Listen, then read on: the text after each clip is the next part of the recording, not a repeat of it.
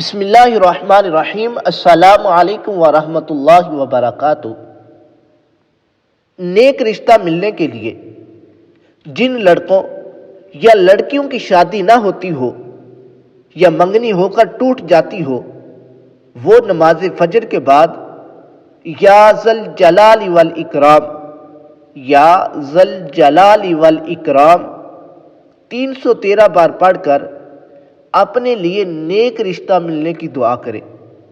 انشاءاللہ تبارک و تعالی جلد شادی ہوگی اور خاوند بھی نیک ملے گا۔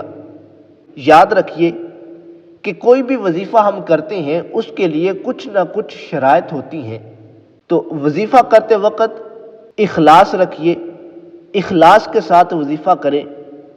جب وظیفہ کریں تو دل کسی اور چیز کی طرف مشغول نہ ہو۔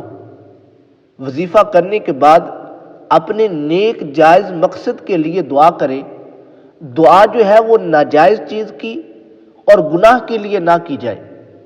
دعا مانگنے والا اللہ تبارک و تعالی کی رحمت پر یقین رکھتے ہوئے دعا مانگے، اور اگر دعا کی قبولیت ظاہر نہ ہو تو وہ شکایت نہ کرے کہ میں نے دعا مانگی، میں نے بہت وظیفے کیے لیکن کچھ اثر نہ ہوا۔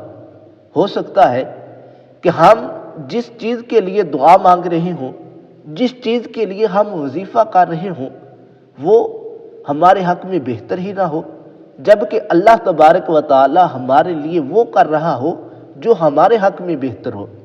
تو وظیفہ بھی کرے، دعا بھی مانگے، اور اس طرح دعا مانگے، یا رب جو چیز میرے لیے بہتر ہے وہ کر دے، اگر میرے لیے وہ چیز بہتر نہیں تو اس کا خیال بھی میرے دل سے نکال دے۔